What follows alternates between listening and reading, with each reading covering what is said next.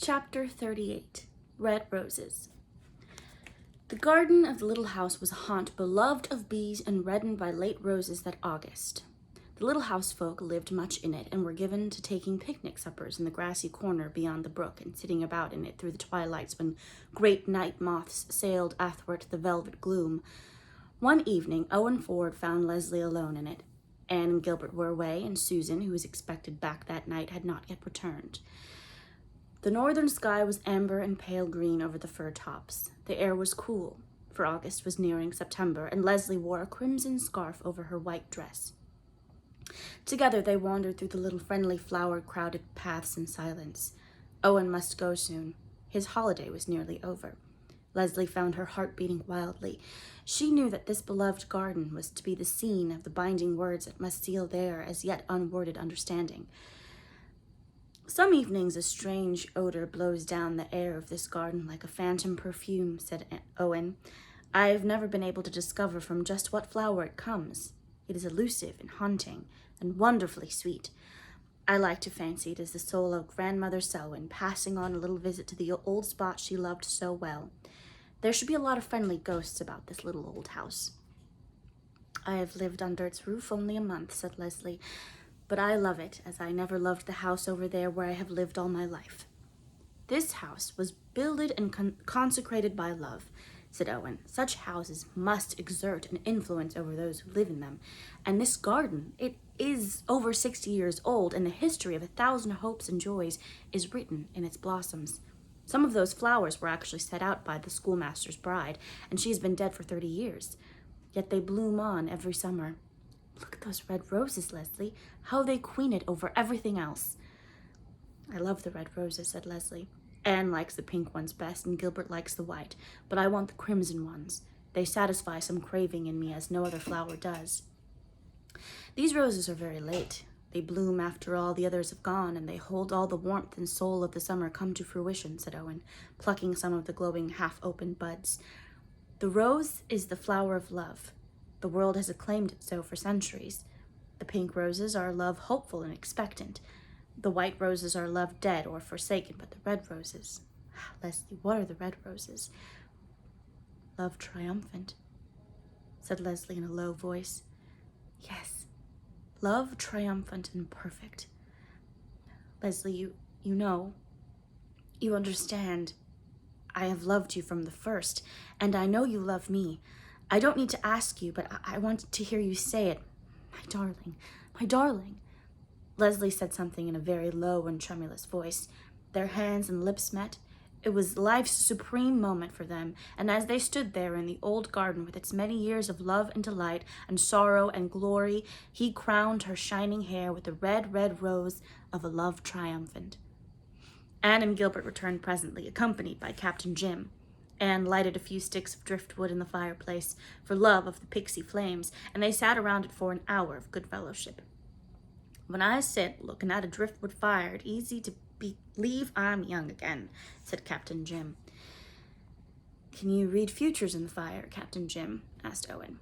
Captain Jim looked at them all affectionately and then back again at Leslie's vivid face and glowing eyes. I don't need the fire to read your futures, he said. I see happiness for all of you, for Leslie and Mr. Ford and the doctor here and Mr. Blythe and little Jem and children that ain't born yet but will be.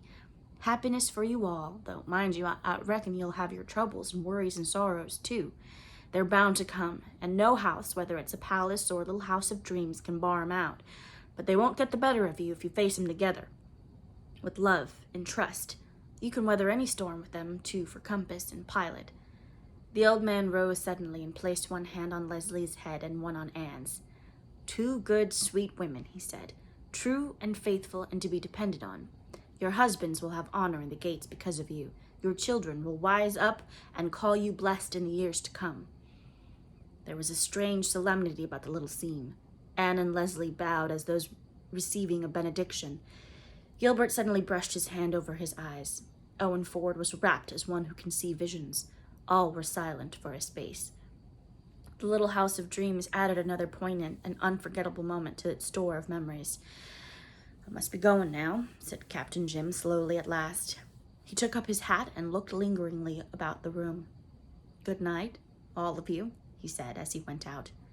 Anne, pierced by the unusual wistfulness of his farewell, walked through the little gate hung between the firs. Aye, aye, he called cheerily back to her. But Captain Jim had sat by the old fireside of the House of Dreams for the last time. Anne went slowly back to the others. It's so pitiful to think of him going all alone down to that lonely point, she said, and there's no one to welcome him there. Captain Jim is such good company for others that one can't imagine him being anything but good company for himself, said Owen. But he must often be lonely. There was a touch of the seer about him tonight. He spoke as one to whom it had been given to speak. Well, I must be going too. Anne and Gilbert discreetly melted away, but when Owen had gone, Anne returned to find Leslie standing by the hearth. Oh, Leslie, I know, and I'm so glad, dear, she said, putting her arms about her. Anne, my happiness frightens me, whispered Leslie. It seems too great to be real. I'm afraid to speak of it, to think of it. It seems to me that it must just be another dream of this house of dreams, and it will vanish when I leave here. Well, you are not going to leave here until Owen takes you. You're going to stay with me until that time comes. Do you think I'd let you go over to that lonely, sad place again? Thank you, dear. I meant to ask you if I might stay with you. I didn't want to go back there. It would seem like going back into the chill and dreariness of the old life again. Anne, what a friend you've been to me. A good, sweet woman, true and faithful and to be depended on. Captain Jim summed you up. He said women, not woman, smiled Anne. Perhaps Captain Jim sees us both through the rose-colored spectacles of his love for us, but we can try to live up to his belief in us at least. Do you remember, Anne, said Leslie slowly, that I once said, that night we met on the shore, that I hated my good looks? I did, then. It always seemed to me that if I had been homely, Dick would never have thought of me. I hated my beauty because it had detracted him, but now, I'm glad that I have it. It's all I have to offer Owen. His artist soul delights in it. I feel as if I do not come to him quite empty-handed. Owen loves your beauty, Leslie. Who would not? But it's foolish of you to say or think that is all you bring him. He will tell you that. I needn't. And now I must lock up. I expected Susan back tonight, but she has not come. Oh, yes, here I am, Mrs. Doctor dear, said Susan, entering unexpectedly from the kitchen, and puffing like a hen drawing rails at that. It's quite a walk from the glen down here. I'm glad to see you back, Susan. How is your sister? She's able to sit up, but of course she cannot walk yet. However, she is very well able to get on without me now, for her daughter has come home for her vacation, and I am thankful to be back, Mrs. Doctor dear. Matilda's leg was broken, and no mistake, but her tongue was not. She would talk the legs off an iron pot, that she would, Mrs. Doctor dear, though I grieve to say it of my own sister. She was always a great talker, and yet she was the first of our family to get married. She really did not care much about marrying James Clow, but she could not bear to disoblige him. Not but what James is a good man. The only fault I have to find with him is that he always starts in to say grace with such an unearthly groan, Mrs. Doctor dear. It always frightens my appetite clear away. And speaking of getting married, Mrs. Doctor dear, is it true that Cornelia Bryant is going to be married to Marshall Elliott? Yes, quite true, Susan. Well, Mrs. Doctor dear, it does not seem to me fair. Here is me, who never said a word against the men, and I cannot get married nohow, and there is Cornelia Bryant, who has never done abusing them, and all she has to do is reach out her hand and pick one up, as it were. It is a very strange world, Mrs. Doctor dear. There's another world, you know, Susan. Yes, said Susan with a heavy sigh, but Mrs. Doctor dear, there is neither marrying nor giving in marriage there. Chapter 39. Captain Jim crosses the bar. One day in late September, Owen Ford's book came at last. Captain Jim had gone faithfully to the Glen post office every day for a month, expecting it. This day he had not gone, and Leslie brought his copy home with hers and Anne's. We'll take it down to him this evening, said Anne, excited as a schoolgirl. They walked to the point on that clear, beguiling evening along the Red Harbor Road was very pleasant. Then the sun dropped down behind the western hills into some valley that must have been full of lost sunsets, and at the same instant the big light flashed out on the white tower of the point. Captain Jim is never late by the fraction of a second, said Leslie. Neither Anne nor Leslie ever forgot Captain Jim's face when they gave him the book. his book, transfigured and glorified. The cheeks that had been blanched of late suddenly flamed with the color of boyhood. His eyes glowed with all the fire of youth, but his hands trembled as he opened it. It was called simply The Life Book of Captain Jim, and on the title page the names of Owen Ford and James Boyd were printed as collaborators.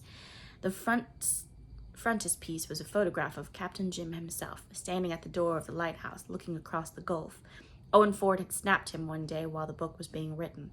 Captain Jim had known this, but he had not known that the picture was to be in the book. "Just think of it," he said. "The old sailor right there in a real printed book. This is the proudest day of my life. I'm like to bust, girls. There'll be no sleep for me tonight. I'll read my book clean through before sunup." "We'll go right away and leave you free to begin it," said Anne. Captain Jim had been handling the book in a kind of reverent rapture. Now he closed it decidedly and laid it aside. No, you're not going away before you take a cup of tea with the old man," he protested. "I couldn't hear to that, could you, matey? The life book will keep, I reckon. I've waited for it this many a year. I can wait a little longer while I'm enjoying my friends." Captain Jim moved about, getting his kettle on to boil and setting out his bread and butter. Despite his excitement, he did not move with his old briskness. His movements were slow and halting, but the girls did not offer to help him. They knew it would hurt his feelings. "You just picked the right evening to visit me," he said, producing a cake from his cupboard. "Little Joe's mother sent me down a big basket full of cakes and pies today. A blessing on all good cooks, says I. Look at this purty cake, all frosting and nuts. 'Tain't often I can entertain in such style. Set in, girls, set in. We'll take a cup of kindness yet for Old Lang's Inn." The girls set in right merrily. The tea was up to Captain Jim's best brewing. Little Joe's mother's cake was the last word in cakes. Captain Jim was the prince of gracious hosts, never even permitting his eyes to wander to the corner where the life book lay, in all its bravery of green and gold. But when his door finally closed behind Anne and Leslie, they knew that he went straight to it, and as they walked home, they pictured the delight of the old man poring over the printed pages wherein his own life was portrayed, with all the charm and color of reality itself. "I wonder how he will like the ending."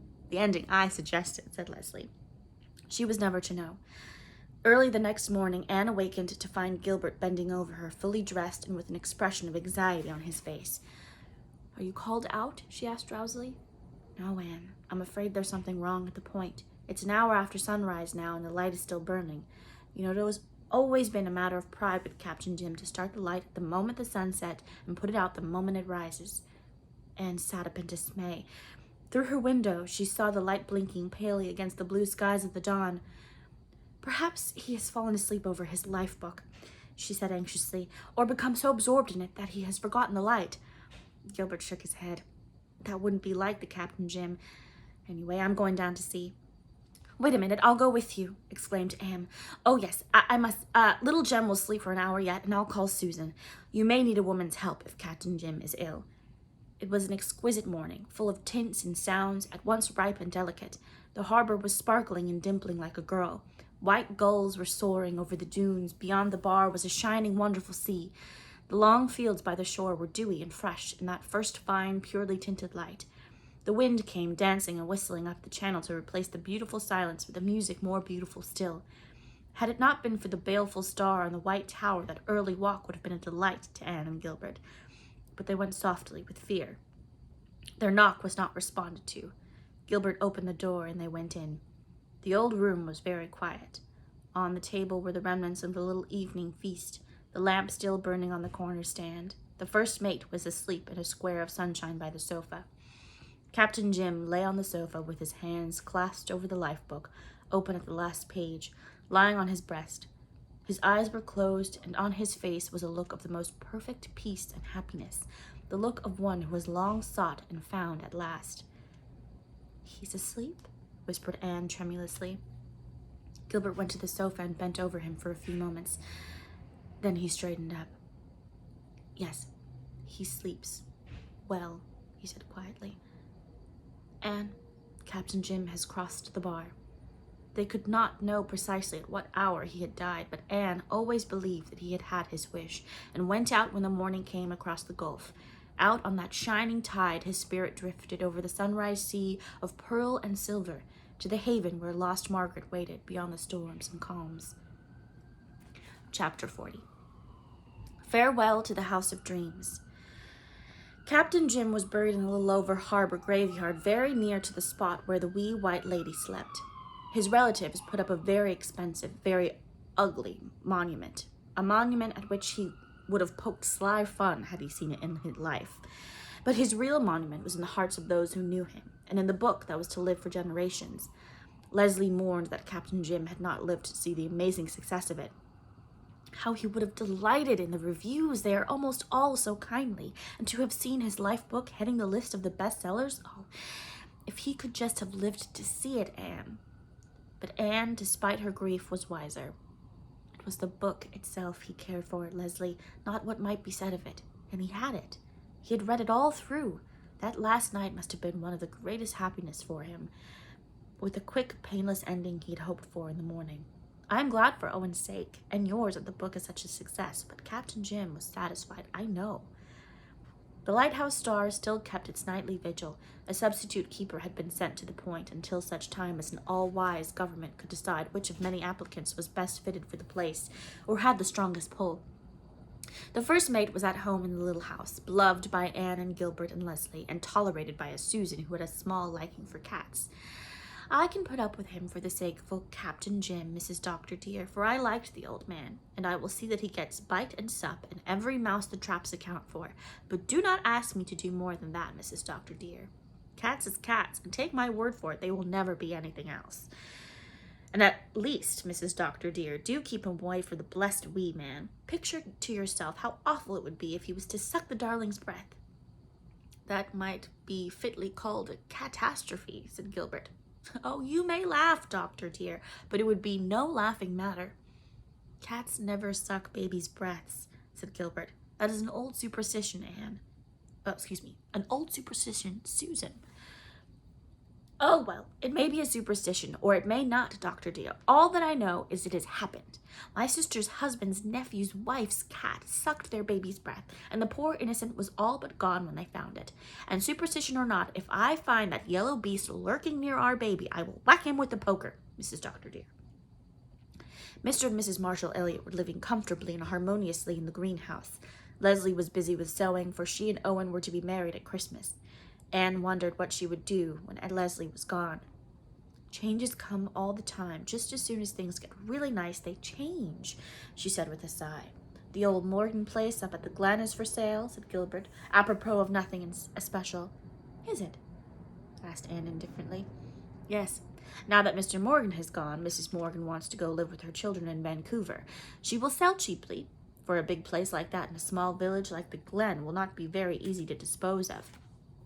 Well, it's certainly a beautiful place, so it is likely she will find a purchaser, said Anne absently, wondering whether she should hemstitch or feather-stitch Little Jem's short dresses. He was to be shortened the next week, and Anne felt ready to cry at the thought of it. Suppose we buy it, Anne, remarked Gilbert quietly. Anne dropped her sewing and stared at him. You're not in earnest, Gilbert. Indeed I am, dear. And leave this darling spot, our house of dreams? Said Anne incredulously. Oh, Gilbert, it's unthinkable. Listen patiently to me, dear. I know just how you feel about it. I feel the same, but we've always known we would have to move someday. Oh, but not so soon, Gilbert, not just yet. We may never get such a chance again. If we don't buy the Morgan place, someone else will, and there is no other house in the Glen we would care to have, and no other really good site on which to build. This little house is... Well, it is and has been what no other house can ever be to us, I admit. But you know it is out of the way down here for a doctor. We have felt the inconvenience, though we've made the best of it, and it's a tight fit for us now. Perhaps in a few years, when Jem wants a room of his own, it will be entirely too small. Oh, I know, said Anne, tears filling her eyes. I know all that can be said against it, but I love it so, and it's so beautiful here. You would find it very lonely here after Leslie goes, and Captain Jim has gone too. The Morgan place is beautiful, and in time you would love it. You know you have always admired it, Anne. Oh, yes, but this has all seemed to come up so suddenly, Gilbert. I'm dizzy. 10 minutes ago I had no thought of leaving this dear spot. I was planning what I meant to do for it in the spring, what I meant to do in the garden, and if we leave this place, who will get it? It is out of the way, so it's likely some poor, shiftless, wandering family will rent it and overrun it, and oh, that would be desecration. It would hurt me horribly. I know, but we cannot sacrifice our own interests to such considerations, Anne girl. The Morgan place will suit us in every essential particular. We really can't afford to miss such a chance. Think of that big lawn with those magnificent old trees, and of that splendid hardwood grove behind it. 12 acres of it. What a play place for our children. There's a fine orchard, too, and you've always admired that high brick wall around the garden with a door in it. You've thought it was so like a storybook garden, and there's almost as fine a view of the harbor and the dunes from the Morgan place as from here. You can't see the lighthouse star from it. Yes, you can see it from the attic window. There's another advantage, Anne girl. You love big garrets. There's no brook in the garden. Well, no, but there is one running through the maple grove into the Glen Pond, and the pond itself isn't far away. You'll be able to fancy you have your own lake of shining waters again. Well, don't say anything more about it just now, Gilbert. Give me time to think, to get used to the idea. All right. There's no great hurry, of course. Only if we decide to buy, it would be well to be moved in and settled before winter. Gilbert went out, and Anne put away little Jem's short dresses with trembling hands. She could not sew any more that day. With tear-wet eyes, she wandered over the little domain where she had reigned so happy a queen. The Morgan place was all that Gilbert claimed. The grounds were beautiful, the house old enough to have dignity and repose and traditions, and new enough to be comfortable and up-to-date. Anne had always admired it, but admiring is not loving, and she loved this little house of dreams so much. She loved everything about it, the garden she had tended, and which so many women had tended before her, the gleam and sparkle of the little brook that crept so roguishly across the corner, the gate between the creaking fir trees, the old red sandstone step, the stately Lombardies, the 2 tiny quaint glass cupboards over the chimney-piece in the living room, the crooked upstairs windows, the little jog in the staircase. Why, these things were part of her. How could she leave them? And how this little house, consecrated aforetime by love and joy, had been reconsecrated for her by her happiness and sorrow. Here she had spent her bridal moon. Here wee Joyce had lived her one brief day. Here the sweetness of motherhood had come again with little Jem. Here she had heard the exquisite music of her baby's cooing laughter. Here beloved friends had sat by her fireside. Joy and grief, birth and death, had made sacred forever this little house of dreams. And now she must leave it. She knew that, even while she had contended against the idea to Gilbert. The little house was outgrown. Gilbert's interests made the change necessary. His work, successful though it had been, was hampered by his location. Anne realized that the end of their life in this dear place drew nigh, and that she must face the fact bravely, but how her heart ached. It will just be like tearing something out of my life, she sobbed. Oh, if I could hope that some nice folk would come here in our place, or even that it would be left vacant. That itself would be better than having it overrun with some horde who knew nothing of the geography of dreamland and nothing of the history that was given this house, its soul and its identity. And if such a tribe come here, the place will go to rack and ruin in no time. An old place goes down so quickly if it is not carefully attended to. They'll tear up my garden and let the Lombardies get ragged, and the paling will come to look like a mouth with half the teeth missing, and the roof will leak, and the plaster fall, and they'll stuff pillows and rags and broken window panes, and everything will be out at elbows. Anne's imagination pictured forth so vividly the coming degeneration of her dear little house that it hurt her as severely as if it had already been an accomplished fact. She sat down on the stairs and had a long, bitter cry. Susan found her there and inquired with much concern what the trouble was. You have not quarreled with the doctor, have you now, Mrs. Doctor, dear? But if you have, do not worry. It is a thing quite likely to happen with married couples, I am told, although I have had no experience that way myself. He will be sorry, and you can soon make it up. No, Susan, we haven't quarreled. It's only... Gilbert is going to buy the Morgan place, and we'll have to go and live at the Glen, and it will break my heart. Susan did not enter into Anne's feelings at all. She was indeed quite rejoiced over the prospect of living at the Glen. Her one grievance against her place in the little house was its lonesome location. Why, Mrs. Doctor, dear, it will be splendid. The Morgan house is such a fine big one. I hate big houses, sobbed Anne. "Oh, well, you will not hate them by the time you have half a dozen children," remarked Susan calmly, "and this house is too small already for us. We have no spare room since Mrs. Moore is here, and that pantry is the most aggravating place I have ever tried to work in. There is a corner every way you turn. Besides, it is out of the world down here. There is really nothing at all but scenery." "Out of your world, perhaps, Susan, but not out of mine," said Anne with a faint smile. "I do not quite understand you, Mrs. Dr. dear, but of course I am not well educated. But if Dr. Blythe buys the Morgan place, he will make no mistake, and that you may tie to. They have water in it, and the pantries and closets are beautiful, and there is not another such cellar in P.E. Island, so I have been told. Why, the cellar here, Mrs. Dr. dear, has been a heartbreak to me, as you well know." "Go away, Susan, go away," said Anne forlornly. "Cellars and pantries and closets don't make it a home. Why don't you weep with those who weep?" "Well, I never was much hand for weeping, Mrs. Dr. dear. I'd rather fall to and cheer people up than weep with them. Now, do not you cry and spoil your pretty eyes. This house is very well and has served your turn, but it is high time you had a better." Susan's point of view seemed to be that of most people. Leslie was the only one who sympathized understandingly with Anne. She had a good cry, too, when she heard the news. Then they both dried their tears and went to work at the preparations for moving. "Since we must go, let us go as soon as we can and have it over," said poor Anne with bitter resignation. "You know you will take that lovely old place at the Glen after you've lived in it long enough to have dear memories woven about it," said Leslie. "Friends will come there as they come here. Happiness will glorify it for you. Now it's just a house to you, but the years will make it a home." Anne and Leslie had another cry the next week when they shortened little Jem. Anne felt the tragedy of it until the evening when it's his long nightie she found her own dear baby again. "But it'll be rompers next, and then trousers, and in no time he will be grown up," she sighed.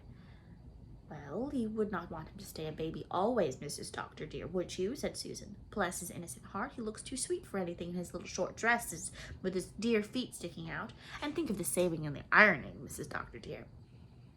"And I have just had a letter from Owen," said Leslie, entering with a bright face. "And oh, I have such good news. He writes me that he is going to buy this place from the church trustees and keep it to spend our summer vacations in. Anne, are you not glad?" "Oh, Leslie, glad isn't the word for it. It seems almost too good to be true. I shan't feel half so badly now that I know this dear spot will never be desecrated by a vandal tribe or left to tumble down and decay. Why, it's lovely, it's lovely." One October morning, Anne wakened to the realization that she had slept for the last time under the roof of her little house. The day was too busy to indulge regret, and when evening came, the house was stripped and bare. Anne and Gilbert were alone in it to say farewell. Leslie and Susan and little Jem had gone to the Glen with the last load of furniture. The sunset light streamed in through the curtainless window.